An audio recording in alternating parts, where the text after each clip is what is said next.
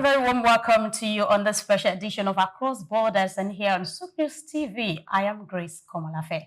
Today is indeed a special edition because the world is marking International Migrants Day, a moment to reflect on migration not just as movement across borders, but as human experience shaped by identity, survival, culture, and contribution. To guide this conversation, we are joined virtually is Kehinda Adegboyega, a human rights and media professional with over a decade of experience working at the intersection of journalism, digital rights, and civic accountability. He is the executive director of the Human Rights Journalists Network Nigeria and has collaborated with organizations such as the United Nations, Amnesty International, and OHCHR on issues of press freedom and human rights documentation. Kehinda also leads the African International Human Rights Film Festival, which uses storytelling to examine civic space, digital rights, and social justice across the continent. So, what does today represent to you, and how does it impact your practice? Well, it's a significant day because it reminds us that at one point or the other, someone that we know or even us could become a migrant. And I was deeply thinking recently about even the ways some countries are becoming more stricter, especially from the global north, about the way they treat migrants, the way they use their law enforcement to maltreat migrants. And I was feeling that the table could change one day. It could be anybody, anybody could be migrants. Like look look at the case of the war that just started overnight with Ukraine and Russia, and Ukrainians are living peacefully, enjoying their lives.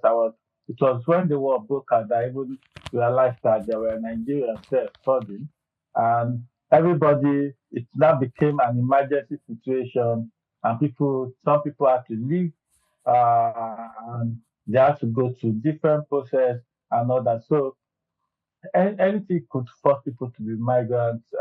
Some people move for business, for pleasure.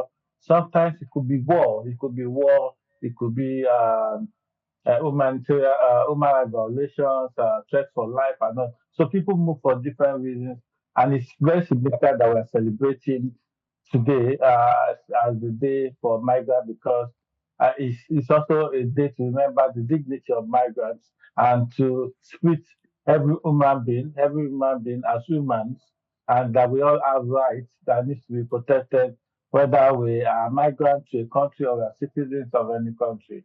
So it's really a significant day to celebrate and also to remind ourselves the concerns, the troubles that a lot of migrants go through, people that have lost their lives uh, through migration, and also the challenges that people try to face, go through, and also look at what are the existing law policies that we can use to ensure that we protect the rights of migrants, and also how can we ensure that every country, wherever we are, whether from global north or global south, we continue to ensure the rights and protection of migrants because anybody could be a migrant one day. Oh, Thank you. okay.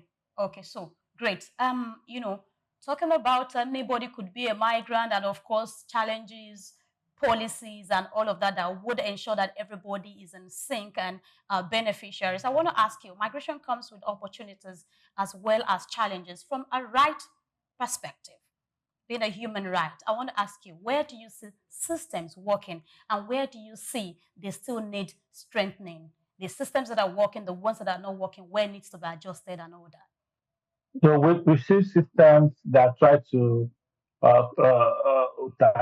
create almost seamless opportunity for migrants to be able to move into new cultures, learn new languages, even prepare for them for the new life they are coming into, and try to prepare them to get jobs and all that, and to also ensure that they are safe wherever they are. But to a large extent, globally, it seems that we have seen a lot of breakdown in this system globally. Is becoming more harder more unsafe for migrants all over the world, from global north, anywhere in the world. We see people getting more stricter with their migrant policy, migration policy, and we've seen a lot. It's becoming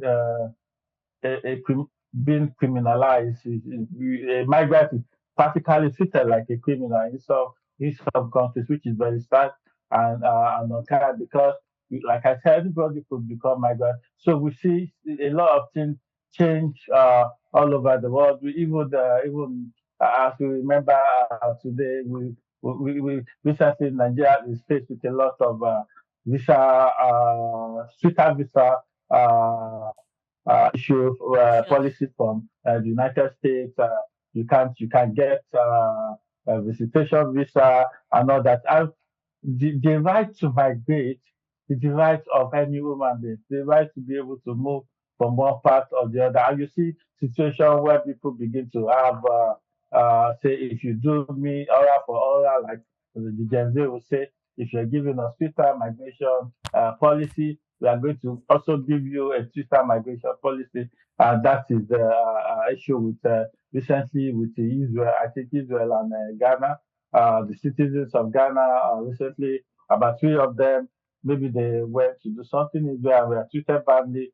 Ghanaians also, the Ghanaian government also reciprocated by holding down the Israelites, like three Israelite migrants. You see, countries start using migration policy as a means of banter, as a means of trying to say, I say, if you think you have power, you also have power to put up this form of regulation. And we know migration is a law of opportunity. And sincerely, uh, globally, even historically, migration is what have developed a lot of countries. Even there are other sides of migration. Even between like, every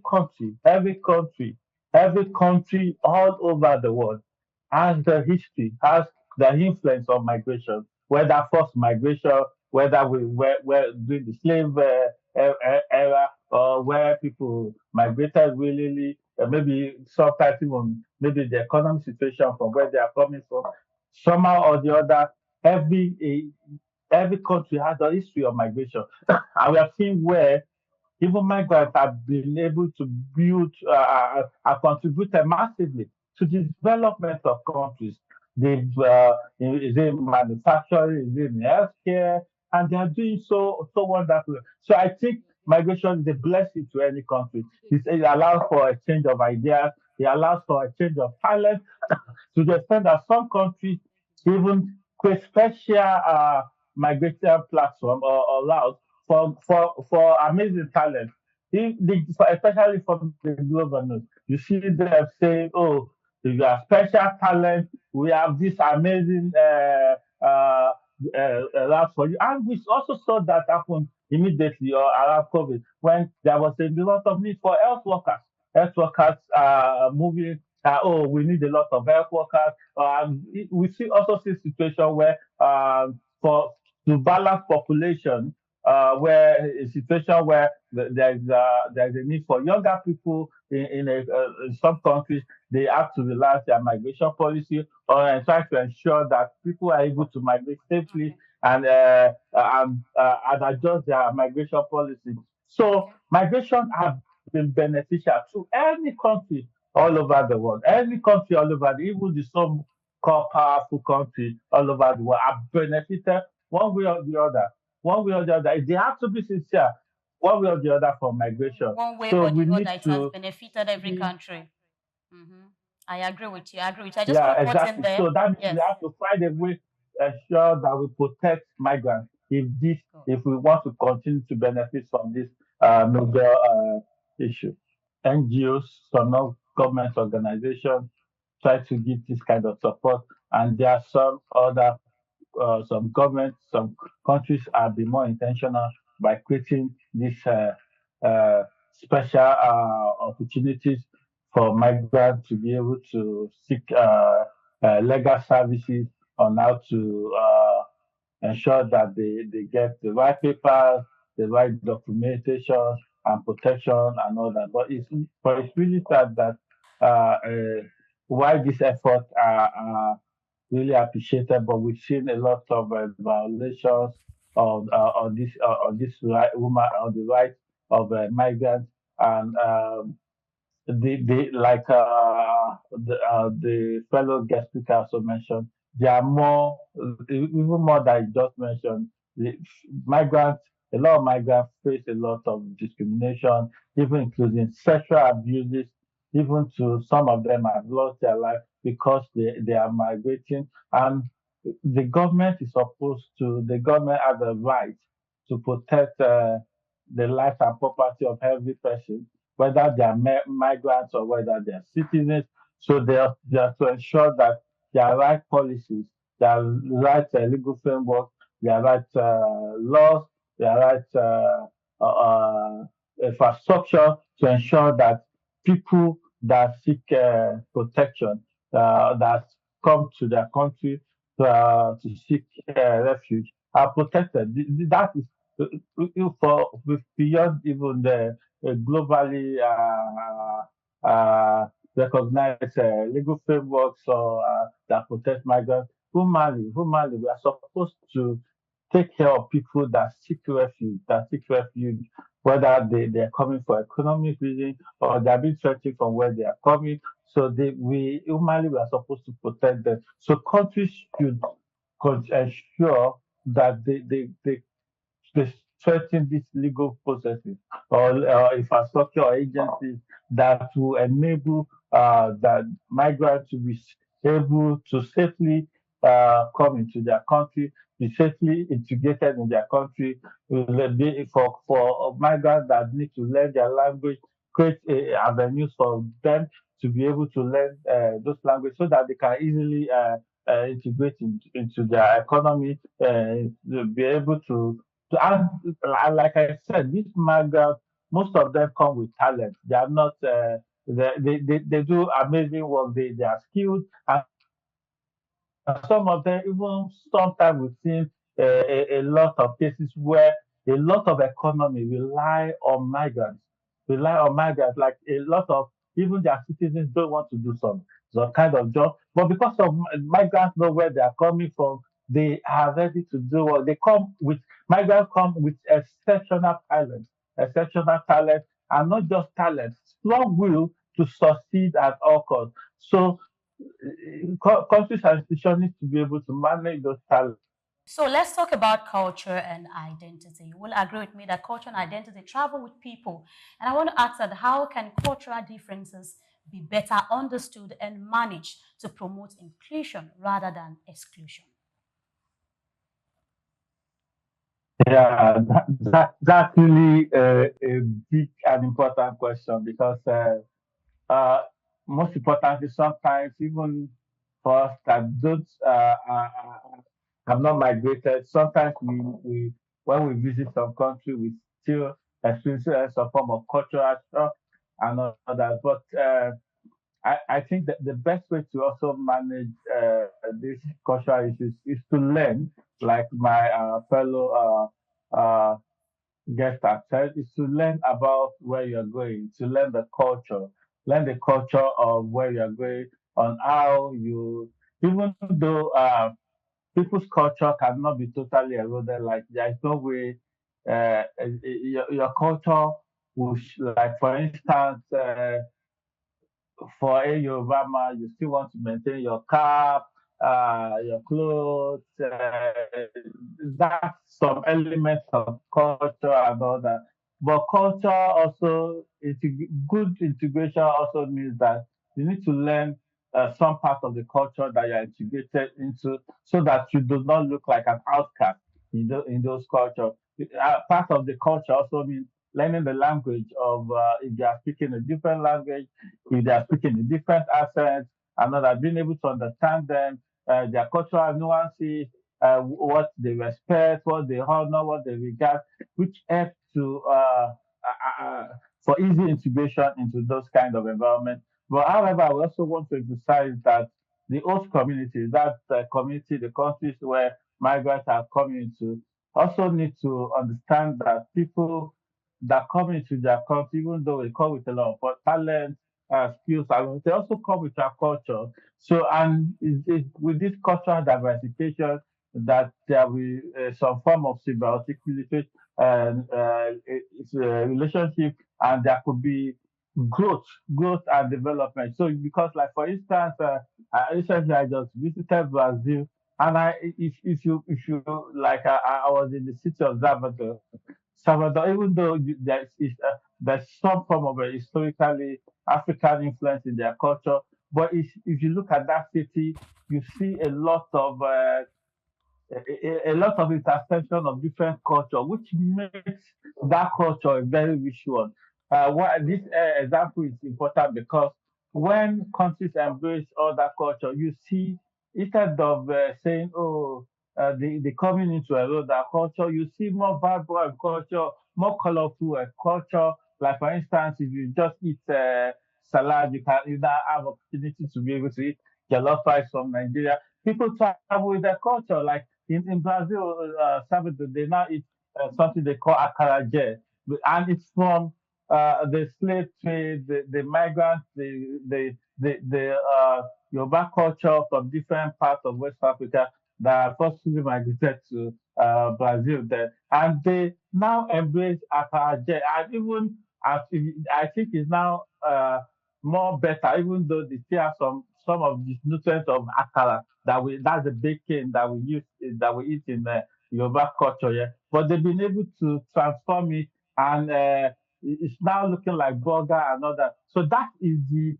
powerful and an example of how culture can be embraced so well, and instead of having one culture eroded, you see a more vibrant, a more developed system, because in human history, there is no stagnancy.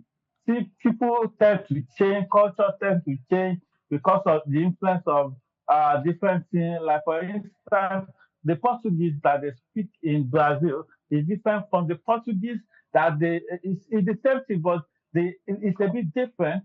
Even if you check online, it's a bit different from the Portuguese that they speak in Portugal. So that tells you that culture, even as language, as an example of culture, they grow and they change, and they change. Culture is not supposed to be static. And when we embrace culture in the right way, we see a lot of vibrancy, more experience, more diversified experience of life and culture, because we have allowed a lot of influence of different culture. I think culture is very important, and we must Okay. continue to embrace it, even to remember this uh, uh, International important thing in Day. the life of human being, that is migration.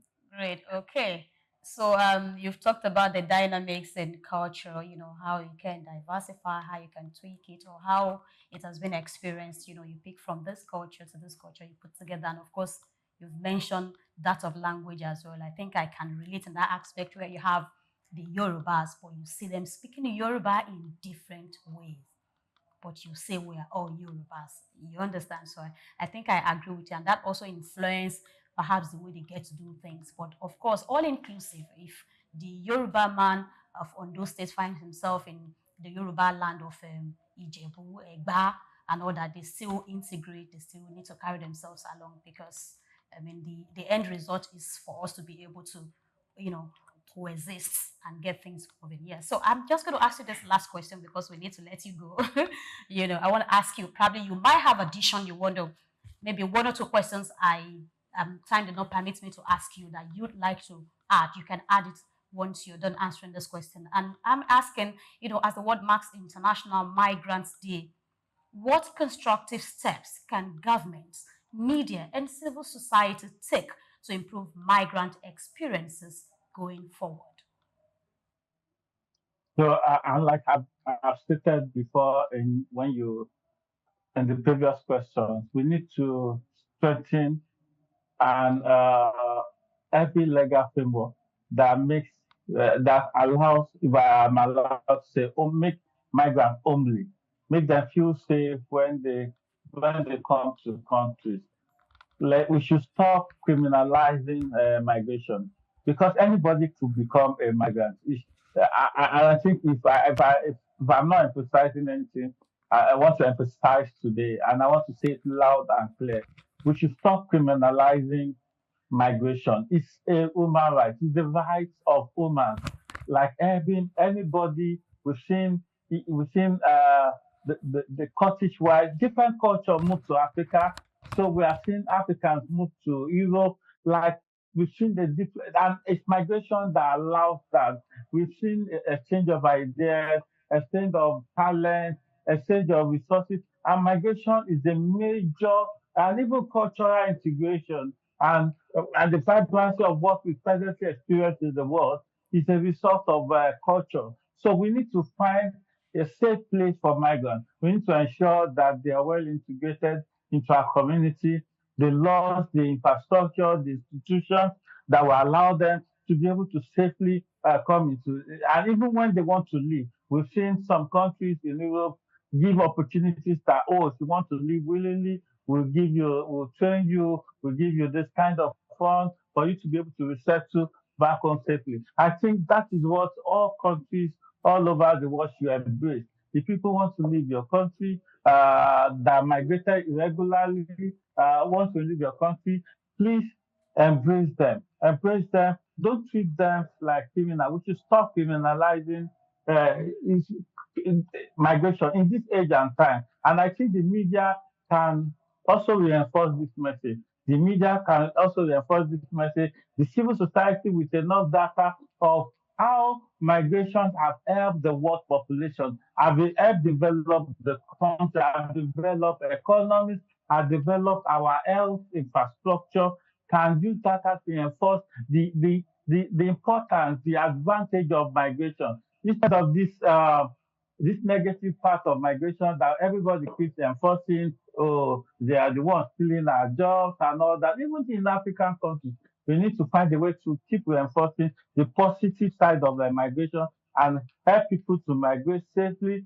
to be able to live safely around the world. And in conclusively, what I also want to emphasize is this: people like my co-guest have said, if you want to, if anybody is telling you about migrating to any country, get your information right. Don't be in haste. And I know there are situations that force people to migrate when they are not really prepared for. For instance, in the time of war.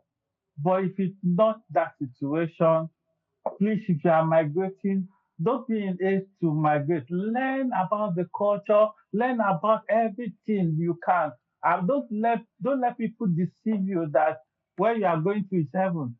Know what are the pros and cons of the countries that you are going. What are the limitations? What are the challenges? What are the issues? And stop migrating in secrecy.